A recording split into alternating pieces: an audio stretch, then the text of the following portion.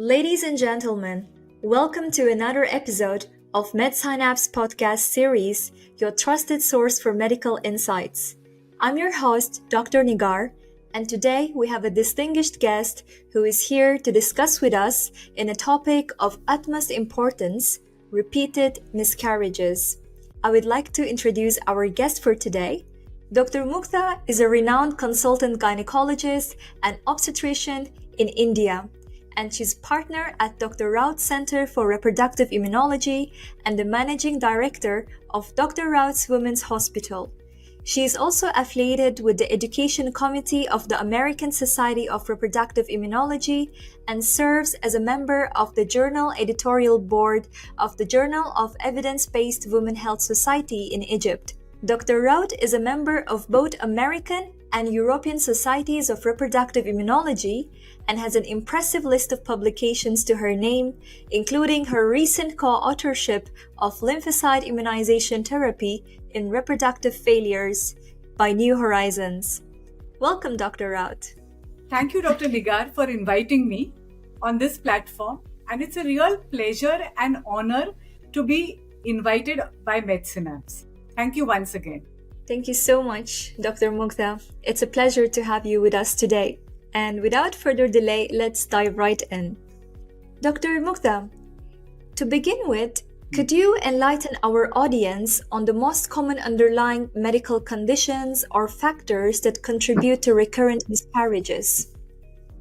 Recurrent miscarriages can have various underlying causes, and they often result from a combination of factors. There are 6 factors that contribute to recurrent miscarriages.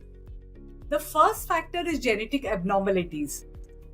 There can be chromosomal defects in the embryo or the pregnancy. There can also be chromosomal or gene defects in either the mother or the father, leading to miscarriages. Genetic defects contribute to only 2% of recurrent miscarriages. The second factor is hormonal imbalances. Problems with hormones such as thyroid disorders or polycystic ovarian syndrome or PCOS is responsible for 17% of recurrent miscarriages. The third factor is uterine abnormalities. These include congenital anomalies of the uterus like septate, bicornuate or unicornuate uterus. Acquired issues with the uterus like fibroids, adenomyosis and polyps can also increase the risk of recurrent miscarriages, contributing to 10% of the cases. The fourth factor is autoimmune and thrombophiliac disorders, which are responsible for 20% of the cases of recurrent miscarriages. Conditions like antiphospholipid syndrome, lupus, and rarely congenital thrombophilias like MTHFR gene deficiency, factor V Leiden deficiency can lead to recurrent miscarriages. The fifth factor is infections. Certain infections such as untreated chlamydia or recurrent bacterial vaginosis can contribute to miscarriages, but infection is rarely a cause for recurrent miscarriages. And the sixth factor is metabolic disorders like uncontrolled diabetes and hypertension, which can cause recurrent miscarriages. Now, apart from this, there are certain factors that predispose to miscarriages, and these are lifestyle factors like smoking, excessive alcohol consumption, obesity, which can increase the risk of miscarriage. Apart from this, advanced maternal age also tends to increase the risk of miscarriage, and environmental factors like exposure to toxins or radiation may also be a factor. However, in spite of all these causative factors, in almost 50% of cases of recurrent miscarriages, the underlying cause cannot be found out, and these are labeled as unexplained recurrent miscarriages. Now it has been understood that in these so-called unexplained cases, the underlying cause is alloimmune disorder, meaning an immune reaction by the mother's body against the developing embryo or the pregnancy. It is essential to determine the specific cause of miscarriages, as treatment options can vary depending on the underlying factors. It is also important to remember that sometimes some of all the above factors may coexist. Thank you so much, Dr. Mugdha, for your overview and for giving us a brief summary on the most common underlying medical conditions and factors that contribute to recurrent miscarriages. Now, moving on to our next question, how do you approach the evaluation and diagnosis of recurrent miscarriages in your patients? So, as reproductive immunologists, we usually see patients referred by gynecologists and IVF specialists. Majority of these patients have undergone all possible tests to evaluate the known causes of recurrent miscarriages. However, for the evaluation of a patient with repeated miscarriages, typically I start by taking a detailed medical history and advise a set of investigations if they are not already done. These investigations include firstly blood tests.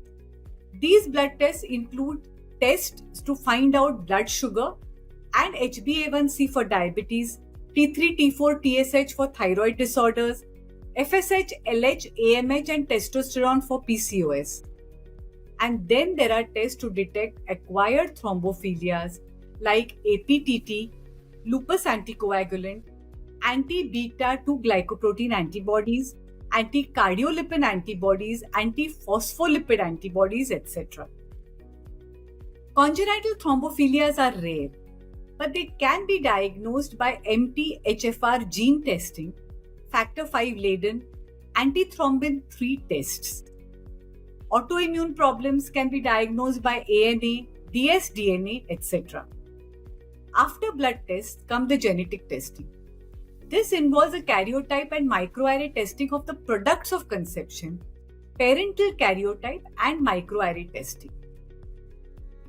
The next set of tests are ultrasound and imaging. This involves ultrasound evaluation of the uterus, preferably 3D ultrasound, for congenital anomalies of the uterus like septate uterus, bicornuate or unicornuate uterus, or acquired problems like fibroids, adenomyosis, or uterine polyps. Endoscopic evaluation by hysteroscopy helps to detect the septum or a bicornuate or a unicornuate uterus. Endometrial biopsy also can help us detect any issues like the uterine lining like endometritis or tuberculosis. Now let's talk about treatment options. Could you please explain the available treatment options for patients experiencing recurrent miscarriages and the potential risks and benefits associated with them? So the treatment of repeated miscarriages can be very challenging. Treatment options vary depending on the underlying cause, if identified. Let us see the treatment modalities along with their potential risks and benefits. So if there is a genetic problem identified, the first thing is a proper and thorough genetic counseling. Then, depending on the genetic defect, a solution can be given. If there is a defect in the parental karyotype, in vitro fertilization, that is IVF, with pre-implantation genetic testing is suggested. Now, the benefits of IVF is that we can select the embryos without any genetic abnormalities, potentially reducing the miscarriage risk. However, IVF is an invasive and a costly procedure, and it may not address all genetic causes of recurrent miscarriage. Now, if there is a disorder like a thyroid problem, diabetes, or PCOS, it should be treated appropriately to overcome the problem of repeated miscarriages. If there are thrombophilia disorders, it requires appropriate anticoagulant treatment. In such cases, low molecular weight heparin preparations are recommended and are required to be used throughout the pregnancy. The benefits of anticoagulant medications are that it not only prevents miscarriages, but it also protects from thromboembolic events like deep vein thrombosis and pulmonary embolism in the mother. However, there are some associated risks. These medications may carry some risk of bleeding and require careful monitoring. If there are underlying autoimmune disorders responsible for miscarriages, then the patient requires immunomodulatory and immunosuppressive therapy. Medicines like low-dose aspirin, hydroxychloroquine play a very important role. Their benefits are seen in cases of autoimmune-related recurrent miscarriages, but there are some risks. These drugs can have some side effects and require close monitoring. If the cause of recurrent miscarriage is a uterine cause like a septum, polyp, or a fibroid, it can be treated surgically. A weak or an incompetent cervix can be treated by cervical cerclage, that is taking a stitch to help prevent miscarriage and even preterm birth. Now, as you know, all surgical procedures carry surgical risks and may not be suitable for all cases. Hence, careful selection of a patient is very important. And now comes lifestyle modification, which is a very important part of treatment. Lifestyle changes like weight management and smoking cessation can improve the pregnancy outcomes. However, lifestyle changes can take time to show the results actually. And the most important one is now supportive care. Emotional and psychological support can be crucial during this challenging time. And it has been proved that tender loving care or TLC plays a very crucial role in decreasing the chances of miscarriage. Dr. Mugdha, you also mentioned that in spite of all the investigations, in almost 50% of couples with repeated miscarriages, the underlying cause cannot be found. What do you do for such patients? Yes, as I mentioned before, in almost 50% of cases of repeated miscarriages, the underlying cause cannot be found. In these cases, immunological reaction against pregnancy plays a very important role. To confirm this alloimmune factor, certain immunological tests can be done. The tests that we recommend at our reproductive immunology centers are lymphocyte crossmatch, NK cell estimation in the blood, serum TNF alpha, and endometrial CD57 cells.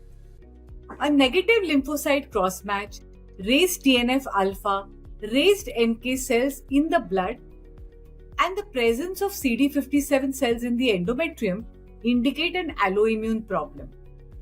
These patients are then benefited by immunomodulatory treatments.